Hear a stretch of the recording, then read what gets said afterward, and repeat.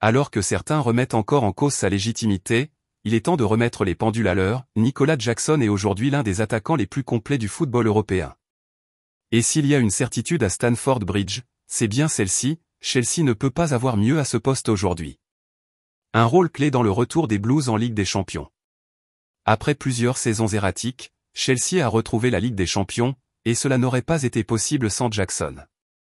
Avec 10 buts et 5 passes décisives en 30 matchs de Premier League, l'international sénégalais a pesé lourd dans la balance. Au-delà des chiffres, c'est son impact dans le jeu qui fait de lui un atout stratégique pour les Blues. On parle ici d'un attaquant capable de créer des espaces, de presser à haute intensité, de faire reculer les défenses adverses par sa seule présence, et surtout de réussir des 1 contre 1 face aux défenseurs les plus redoutés du championnat anglais. Bien plus qu'un simple buteur. Réduire Jackson à ses statistiques serait une erreur d'analyse. Il appartient à cette catégorie rare d'attaquants modernes dont l'utilité dépasse les tableaux de stats. Même lorsqu'il ne marque pas, il influence le tempo, il crée des brèches pour ses coéquipiers, il libère Nkunku ou Sterling par son travail dos au but. Il est le chaînon essentiel dans les phases offensives des Blues, et chaque fois qu'il est absent, cela se voit immédiatement sur le rendement collectif. Ses défauts ? Rectifiables. Son potentiel ? Énorme.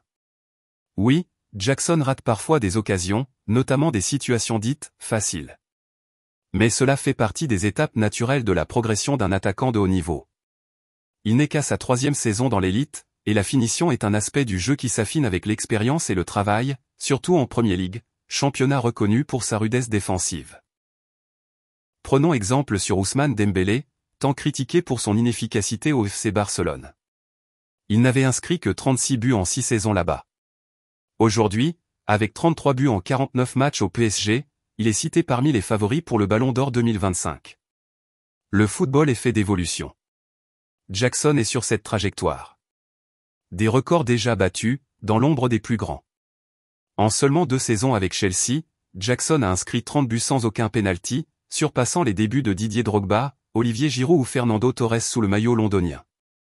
Il est arrivé pour être la doublure de Nkunku, mais il a pris les clés de l'attaque, porté le club dans des matchs décisifs, et gagné le respect de ses coéquipiers par l'exemple.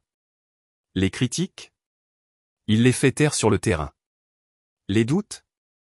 Il les transforme en convictions. Les comparaisons ? Il les dépasse, chiffres à l'appui. Delap, Jui, Nkunku, des options, mais pas de concurrence. Certains supporters voient en Marc Guiu ou Liam Delap des alternatives crédibles. Mais ni l'un ni l'autre n'ont montré les qualités complètes ni la maturité que Jackson affiche déjà. Quant à Nkunku, pourtant très attendu à son arrivée, il n'a pas encore réussi à s'imposer pleinement ni enchaîner les performances. Jackson, lui, est déjà un pilier de l'effectif, déjà décisif, déjà respecté, et surtout encore perfectible. C'est ce qui fait sa valeur. Le Sénégal peut être fier. Au-delà du club, c'est le Sénégal qui peut se réjouir d'avoir un attaquant titulaire dans un club du top 6 anglais, performant, en pleine croissance, et déjà modèle de régularité. Jackson est l'un des visages majeurs de la nouvelle génération des Lions, et sa progression est une fierté nationale. Conclusion. N'en déplaise aux sceptiques, Nicolas Jackson n'a pas volé sa place. Il l'a construite.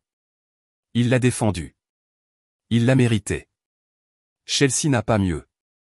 Et pour l'instant, l'Europe non plus.